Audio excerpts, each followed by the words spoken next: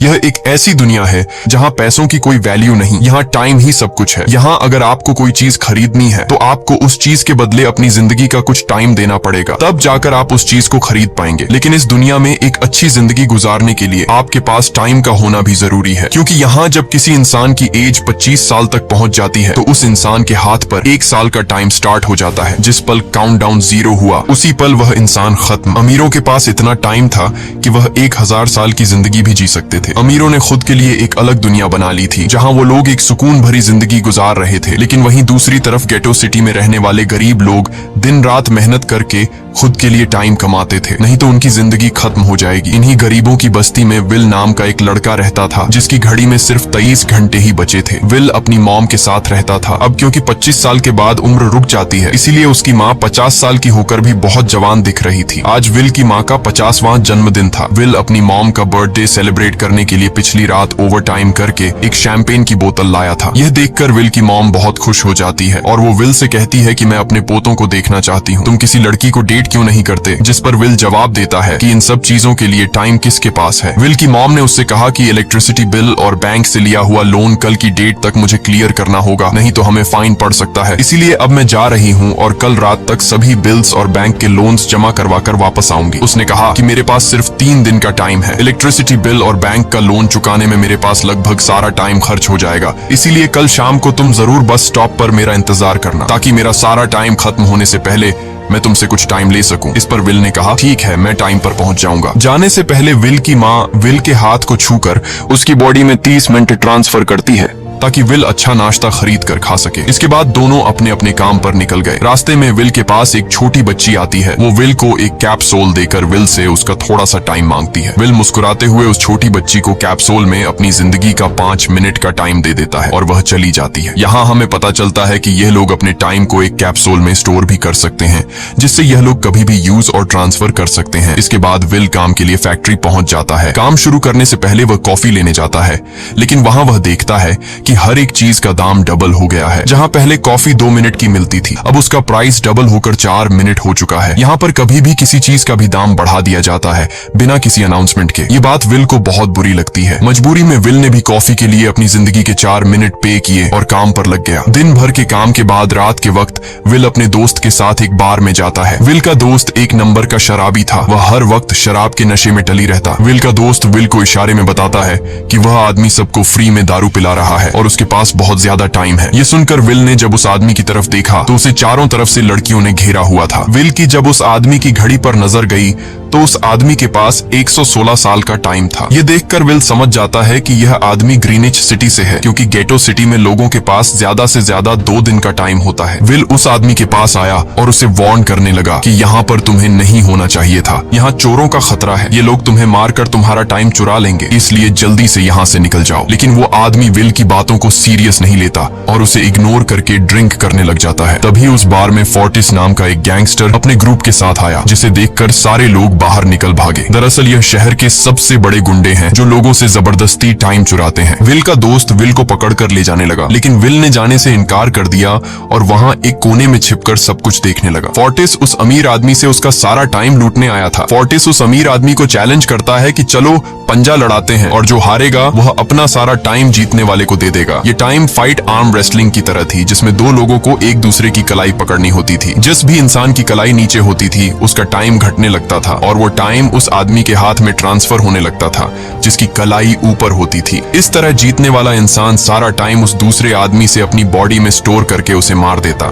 Fortis उस आदमी से कहता है, क्या तुम इसके लिए तैयार हो? इस पर उस अमीर आदमी ने कहा कि मैंने बहुत ज्यादा ड्रिंक की हुई है, इसलिए मुझे कुछ टाइम चाहिए, उसके बाद मैं तुम्हारे चैलेंज के लिए तैयार हूँ। फोर्टिस कहता है कि ठीक है, ये तुम्हारी आखिरी ख्वाहिश है, जाओ, मैं तुम्हें तैयार होने के लिए कुछ मिनट देता हूँ। फोर्टिस उसके साथ अपना एक आदमी भी भेज देता है ताकि यह भाग न सके। वो अमीर आदमी बाथरूम में आकर बहुत ज्यादा उल्टियां करने लग जाता है, क्योंकि उसे काफी चढ़ गई थी। इसलिए अगर वो इस हालत में फोर्टिस से पंजा लड़ता तो इस अमीर आदमी का हारना कंफर्म था। तभी विल वहां पर आ जाता है। वो फोर्टिस के आदमी को मारकर उस अमीर आदमी को अपने साथ उस जगह से बाहर निकाल लेता है और उसे फोर्टिस से बचाकर एक सेफ जगह पे ले आया। विल ने उस अमीर आदमी से कहा कि मैंने तुमसे कहा भी कि तुम्हारी जान को खतरा है, तुम जानबूझकर अपना टाइम क्यों बर्बाद कर रहे हो। वो आदमी विल को अपना नाम हेनरी बताता है और वो विल से पूछता है कि तुम्हारी उम्र उम्र कितनी है? विल ने बताया 28 साल। हेनरी ने कहा, मेरी उम्र 105 साल है और अब मैं जिंदगी से थक चुका हूँ। मैंने अपनी लाइफ में हर एक चीज का मजा लिया है और अब मुझे इस जिंदगी की जरूरत नहीं है। मैं जीना नहीं चाहता। ये सुनकर विल ने हैरानी से पूछा, आखिर तुम कहना क्या चाहते हो? इस पर हेनरी ने कहा, लगता है तुम अब तक हकीकत से अनजान हो। क्या तुमने कभी सोचा है कि इस दुनिया में अलग अलग टाइम जोन्स क्यों बनाए गए हैं?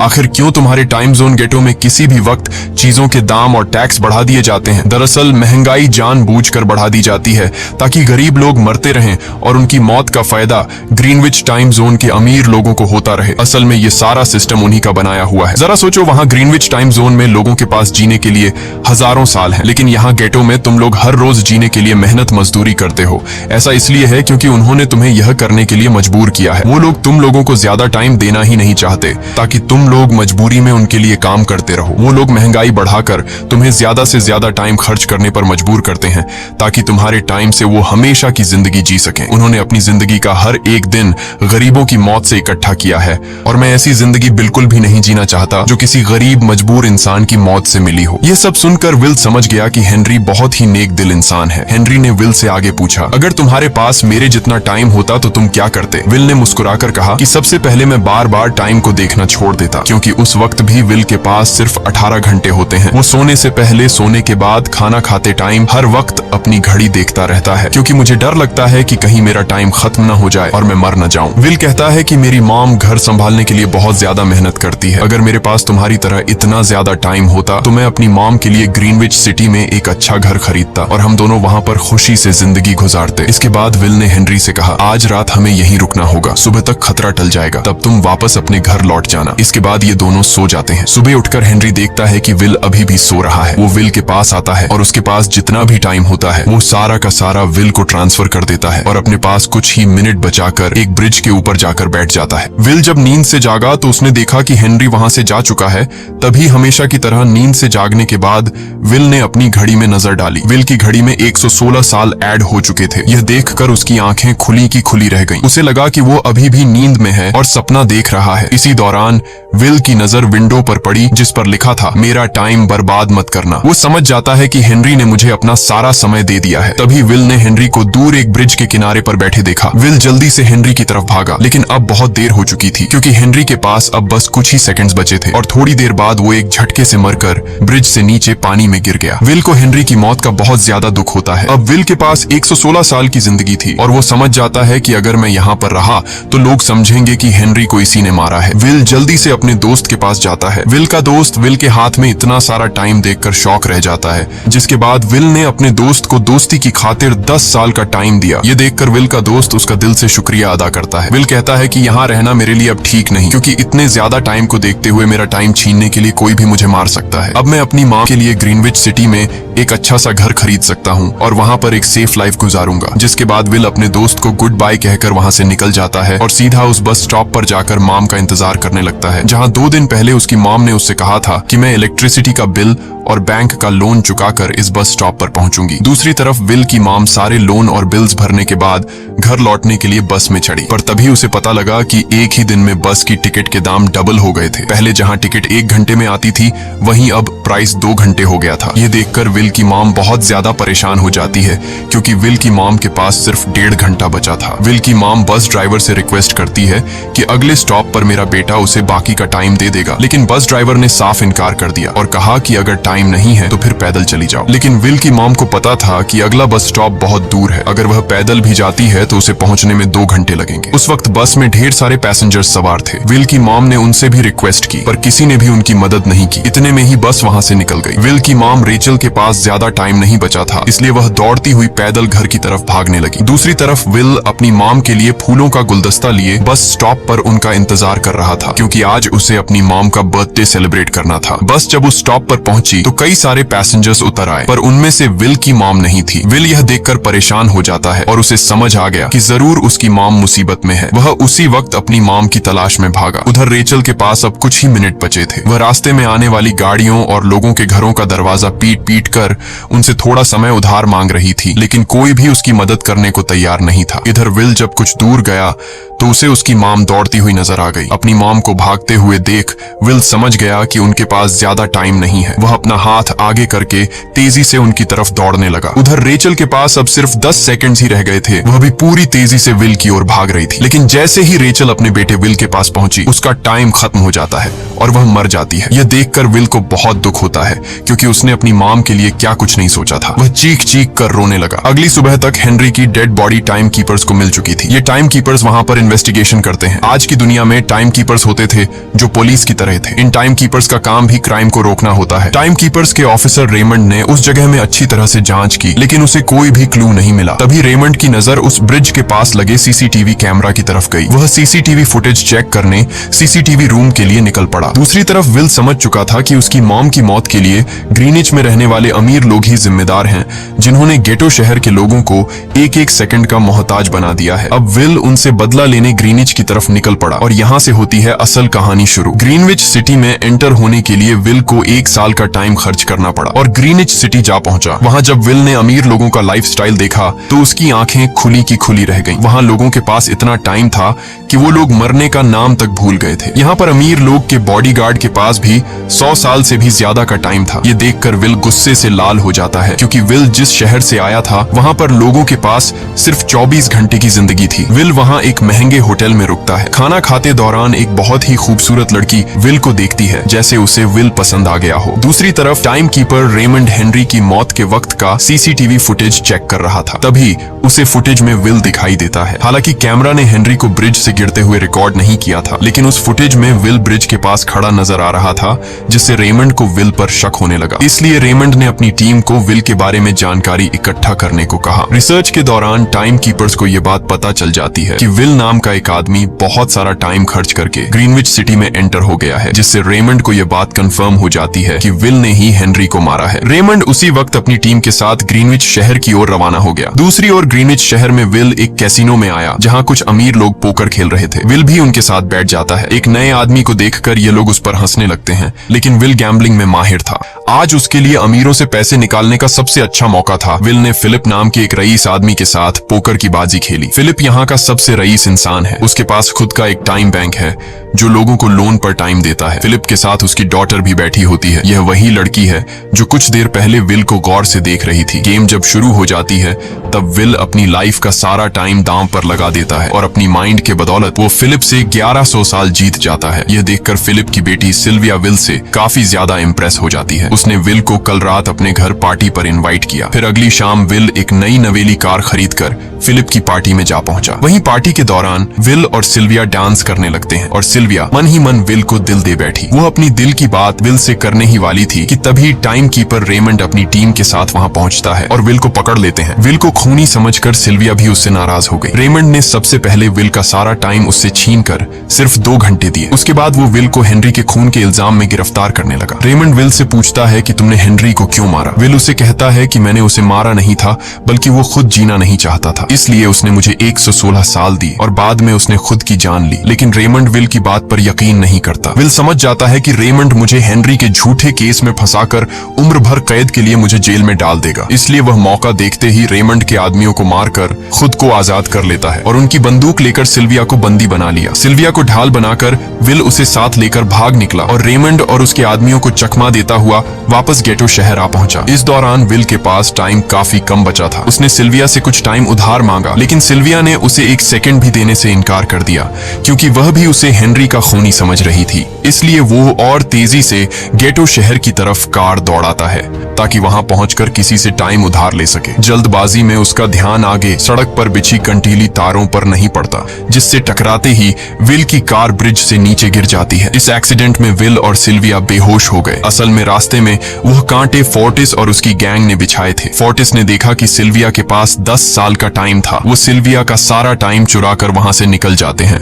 इतने में ही विल और सिल्विया को होश आया। सिल्विया ने जब अपने हाथ की तरफ देखा तो वो परेशान हुई, क्योंकि उसके पास सिर्फ 30 मिनट ही बचे थे और विल के पास भी कुछ मिनट ही बचे थे। पर फिर भी उसने सिल्विया को अपने कुछ मिनट दिए, जिससे इन दोनों का टाइम बराबर हो गया। इसके बाद विल सिल्विया को लेकर जल्दी से अपने दोस्त के घर जाता है, जिसे उसने 10 साल दिए थे। जब उसके दोस्त की वाइफ ने दरवाजा खोला और उसने विल को देखा तो उसने विल से नाराजगी जताते हुए कहा, तुम्हारे दिए हुए 10 साल ने मेरे हस्बैंड की जान ले ली। उसने सारा टाइम शराब में उड़ा दिया, जिससे उसकी मौत हुई। ये सुनकर विल मायूस हो गया, लेकिन अब इन दोनों के पास भी ज्यादा टाइम नहीं था। अगर यह दोनों जल्दी से कुछ नहीं करते तो इनकी भी मौत पक्की थी। तभी विल ने सिल्विया के कानों में ईयरिंग देखी जो हीरे की थी। उसे बेचकर विल और सिल्विया को 2 दिन का टाइम मिल गया। इसके बाद विल सिल्विया को लेकर फोन बूथ पर आया। उसने सिल्विया के पिता फिलिप को कॉल किया और बताया कि उसकी बेटी अब तक सही सलामत है। उस वक्त रेमंड भी फिलिप के पास ही मौजूद था और विल को भी पता था कि रेमंड भी वहाँ मौजूद है। विल ने सिल्विया को छोड़ने के बदले 10,000 साल का टाइम मांगा और वो 10,000 साल टाइम बैंक के जरिए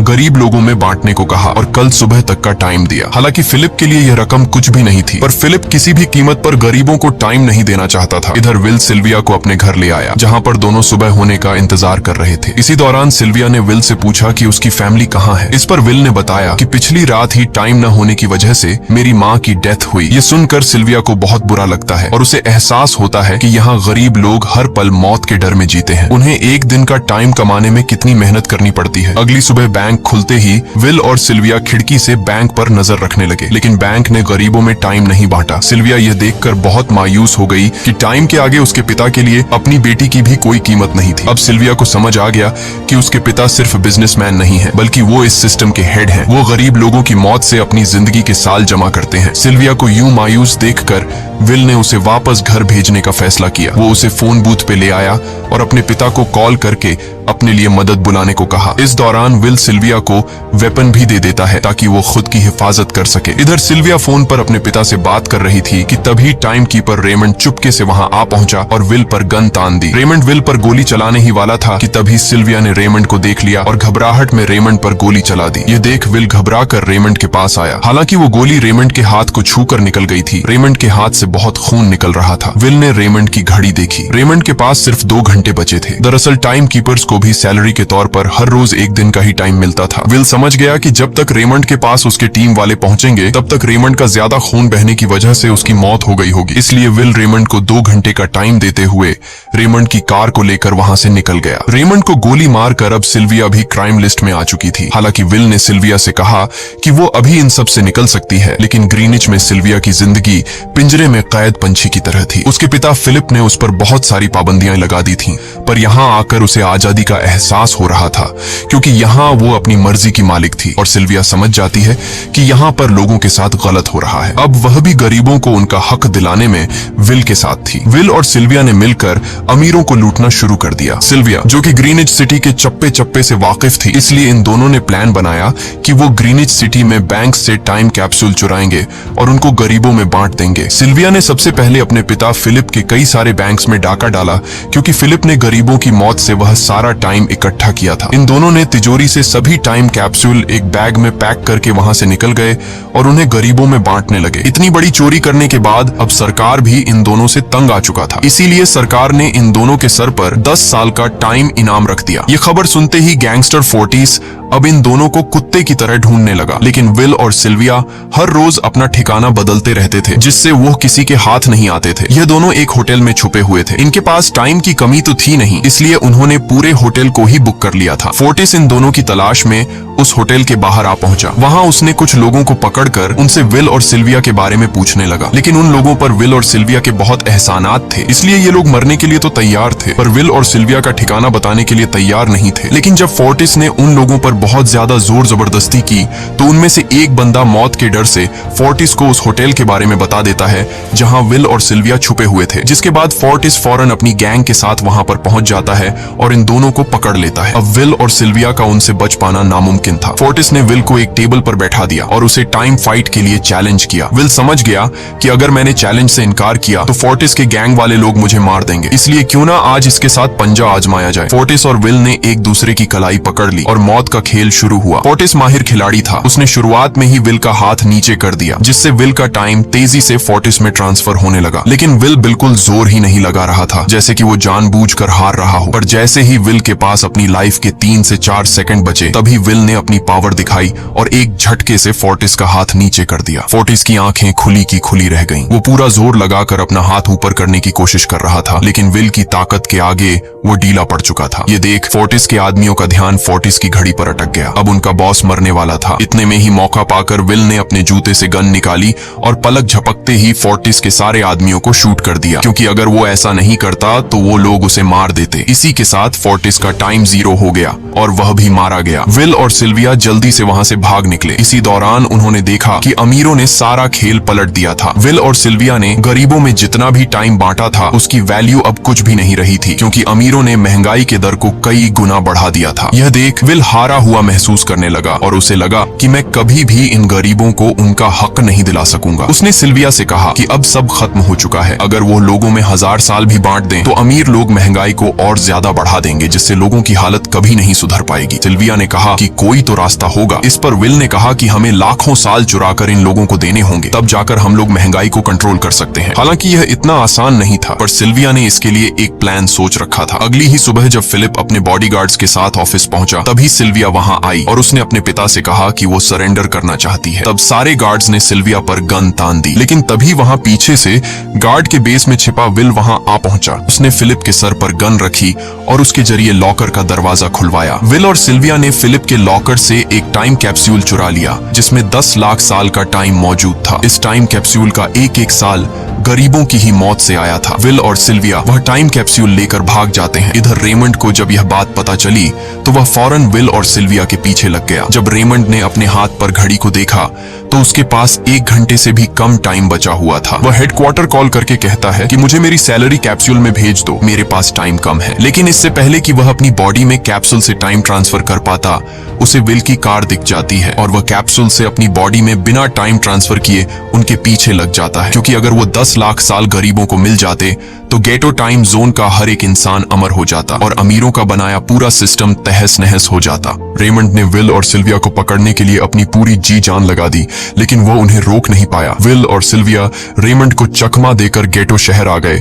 और वह टाइम कैप्सूल एक बच्ची के हाथों में सौंप दिया। उन्हें पता था कि रेमंड सीधा हमारे पीछे गीटो शहर पहुंचेगा, इसलिए उन्होंने इस जगह को छोड़कर एक सुनसान जगह पर चले गए। उधर उन्होंने गीटो शहर के लोगों में लाखों साल बांटकर उन्हें अमर कर दिया था, लेकिन खुद इन दोनों के पास बहुत ही कम टाइम बच जाता है। बदकिस्मती से उसी पल रेमंड ने उन्हें पकड़ लिया। रेमंड ने विल को धमकी देते हुए कहा, अगर तुम्हें अपनी जान प्यारी है तो चुराया हुआ सारा टाइम वापस कर दो। तब विल ने उसे अपनी घड़ी का समय दिखाया। विल और सिल्विया के पास कुछ ही मिनट बचे थे। विल ने रेमंड से कहा, कहीं तुम भूल तो नहीं गए? याद है जब तुम मरने वाले थे तो मैंने तुम्हें कुछ टाइम उधार दिया था। टाइम तो तुम्हें मुझे वापस करना चाहिए। यह सुनकर रेमंड को याद आया कि विल और सिल्विया को पकड़ने की जल्दी में उसने अपने टाइम पर ध्यान ही नहीं दिया। जब उसने अपनी घड़ी पर नजर डाली तो उसके पास सिर्फ 5 सेकंड ही बचे थे, जो देखते ही देखते 0 हो गए और रेमंड मारा गया। विल और सिल्विया रेमंड से तो बच गए थे, पर इन दोनों के पास भी अब सिर्फ एक मिनट ही बचा था। ऊपर से उस सुनसान इलाके में उनकी मदद करने वाला भी अब कोई नहीं था। उन्हें अपनी मौत साफ नजर आ रही थी। इन दोनों ने मायूस होकर एक दूसरे को गले लगाया और तभी विल को रेमंड की कार नजर आई। विल फौरन कार की तरफ भागा और वहां पहुंचकर उसने रेमंड की सैलरी का टाइम अपनी घड़ी में ट्रांसफर कर दिया। इसके बाद वह सिल्विया को भी टाइम देने उसकी ओर भागने लगा। सिल्विया भी तेजी से विल की ओर दौड़ रही थी। सिल्विया के पास कुछ ही सेकंड्स बचे हुए थे। यह बिल्कुल उसी तरह का पल था जिस तरह से विल ने अपनी मॉम को खोया था। विल ने अपनी मॉम को तो खो दिया था, पर सिल्विया को नहीं खोना चाहता था। विल सिल्विया के बिल्कुल करीब ही था, पर तभी सिल्विया विल की बाहों में गिर पड़ी। लकीली विल ने सही वक्त पर सिल्विया का हाथ थाम लिया था, जिससे उसकी जान बच गई। विल और सिल्विया की बदौलत अब डेटन शहर के सारे लोग अमर हो चुके थे। अब उन्हें 1-1 घंटे कमाने के लिए फैक्ट्रीज में काम करने की जरूरत नहीं थी। वह सभी अपने सपनों को पूरा करने ग्रीनिच शहर की ओर निकल पड़े, जिससे अमीरों का बनाया सारा सिस्टम फेल हो गया। वहीं इसी के साथ यह कहानी खत्म हो जाती है। अगर आपको वीडियो अच्छी लगी हो तो हमारे चैनल को सब्सक्राइब और वीडियो को लाइक जरूर कीजिएगा।